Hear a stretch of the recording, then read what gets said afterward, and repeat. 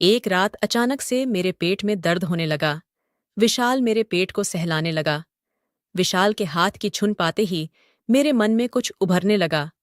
इधर विशाल भी आंख बंद करके पेट सहलाए जा रहा था। तभी मैंने विशाल का हाथ पकड़कर अपने सीने पर रख दिया।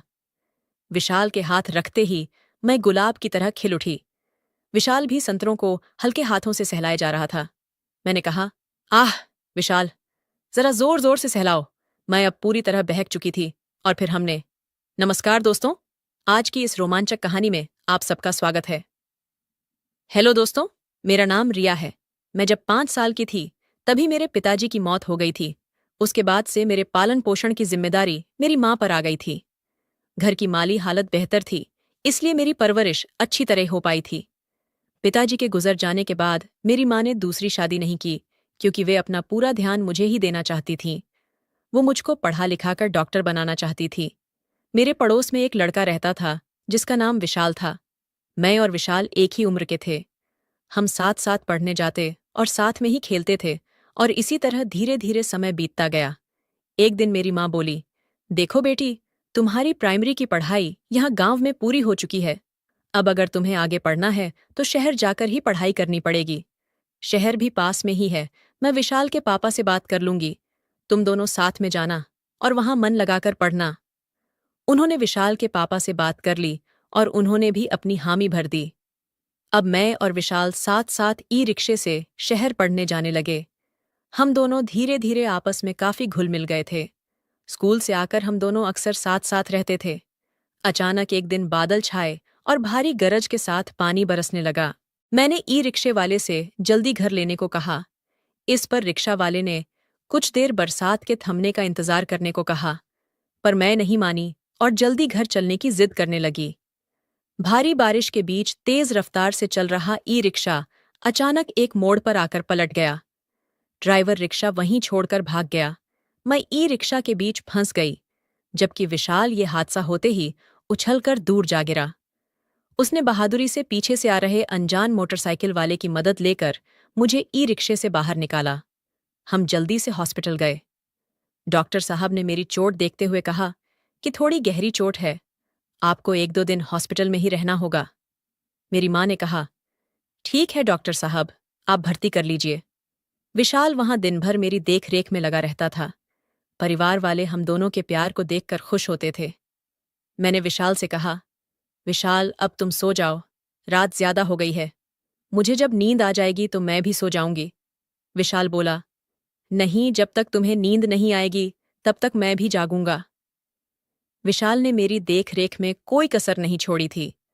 उसकी इस खातिरदारी से मैं उसे अब और भी ज्यादा चाहने लगी थी।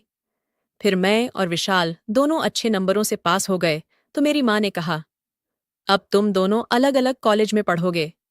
मैंने कहा, तुम ऐसा क्यों बोल रही हो माँ? माँ ने जवाब दिया, अरे, तुम डॉक्टर की पढ़ाई करोगी और विशाल इंजीनियरिंग की पढ़ाई करेगा, तो दोनों के कॉलेज अलग अलग ही होंगे ना। अब तुम दोनों एक साथ थोड़े ही पढ़ पाओगे। विशाल के पिता उसे इंजीनियर बनाना चाहते हैं, पर हाँ, रहोगे एक ही शहर में। माँ ने मुझको प्यार से समझाया। मैंने बोला, ठीक है माँ, और इतना कहकर मैं अपने कमरे में चली आई। हम दोनों का दाखिला अलग अलग कॉलेज में हो गया था। दाखिला मिलते ही हम दोनों अलग अलग हॉस्टल में रहने लगे। एक रात अचानक 10 बजे मेरे मोबाइल फोन की घंटी बजी। मेरे फोन उठाते ही एक आवाज आई, रिया, सो गई क्या? वो विशाल की आवाज थी। मेरी धड़कन बढ़ने लगी। मैंने उसे जवाब दिया, नहीं विशाल, तुम्हारी याद मुझे बेचैन कर रही है। जो हाल तुम्हारा है वही हाल मेरा भी है। विशाल बोला, मैं तुम्हें कैसे बताऊं रिया कि मेरे दिन रात तुम्हारे बिना कैसे गुजर रहे हैं। मैं तुमसे बहुत प्यार करता हूं और मैं तुम्हारे बिना बिल्कुल भी नहीं रह सकता। हम दोनों बहुत देर तक बातें करते रहे और सो गए। एक दिन मेरी माँ विशाल के साथ मेरे हॉस्टल आई और मेरी वार्डन से बोली, मैडम, ये मेरे परिवार का लड़का है। अब तक इन दोनों बच्चों ने साथ साथ खेल कूद कर पढ़ाई की है। अब ये दोनों परिवार से दूर अलग अलग रहेंगे। अगर विशाल रिया से मिलने आता है तो प्लीज इसे आप मिलने की इजाजत दे दिया करें, तो आपकी बहुत मेहरबानी होगी। वार्डन मैम ने कहा, ठीक है, पर हफ्ते में सिर्फ छुट्टी के दिन रविवार को ही मिल सकते हैं।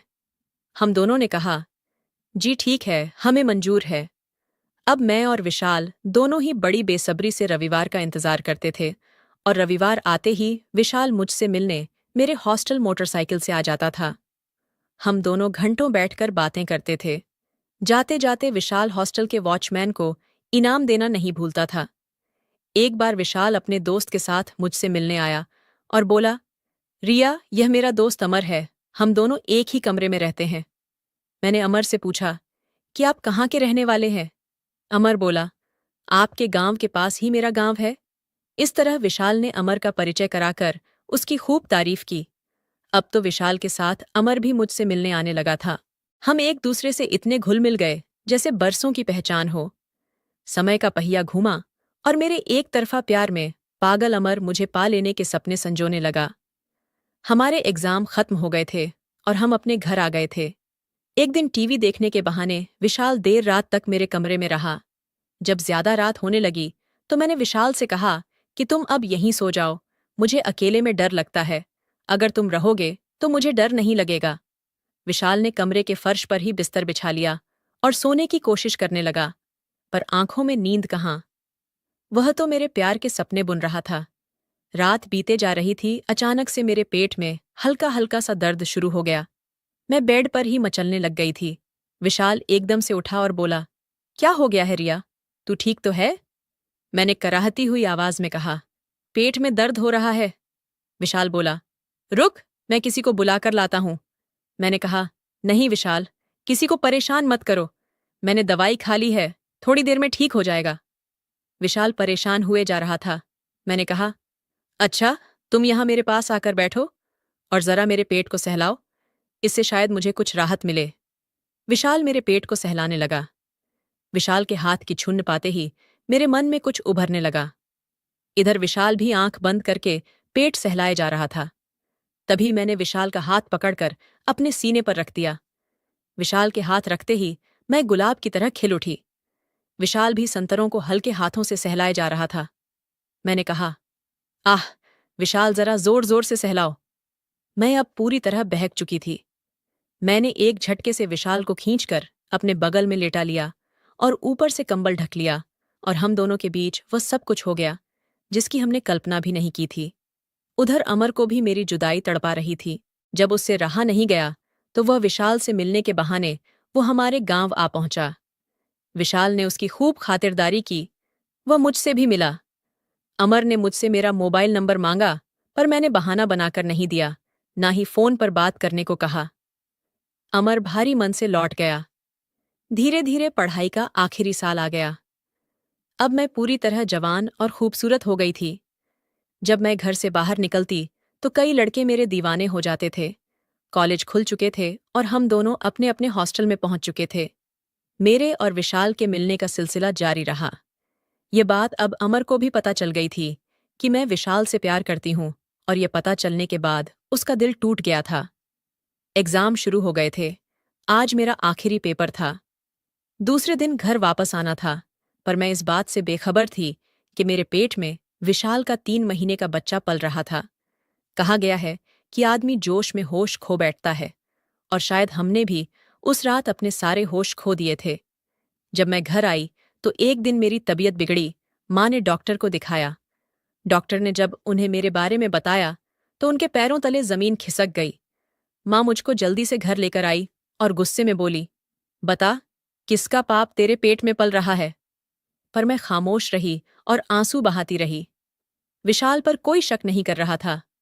बात धीरे धीरे करके पूरे गांव में फैल गई। हर किसी की जबान पर बस मेरा ही नाम था। पूरा गांव में बस यही चर्चा थी कि अगर बेटी को शहर पढ़ने नहीं भेजती तो आज ये दिन नहीं देखना पड़ता। एक दिन गांव में पंचायत बैठी और सरपंच ने अपना फैसला सुनाया कि पंचायत आज से इनका हुक्का पानी बंद करती है। कोई भी शख्स इनसे कोई ताल्लुक नहीं रखेगा।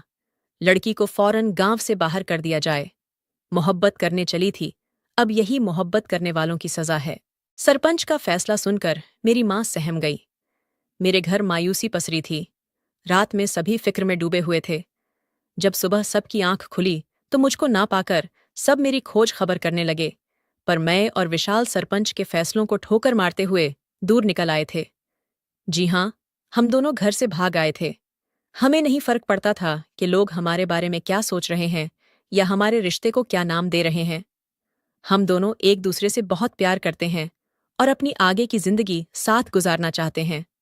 आज हमारा एक छोटा सा बच्चा भी है जिसका नाम लक्ष्य है और हम सब बहुत खुश हैं। कमेंट करके ज़रूर बताइएगा कि आपको ये कहानी कैसी लगी। अगर आपको ये कहानी पसंद आई हो तो इसे लाइक करें और अपने दोस्तों के साथ भी शेयर करें। आगे भी ऐसी रोमांचक कहानियों के लिए हमारे चैनल को सब्सक्राइब करें और बेल आइकन दबाना ना भूलें। सब अपना और अपने परिवार का ख्याल रखना। Thank you.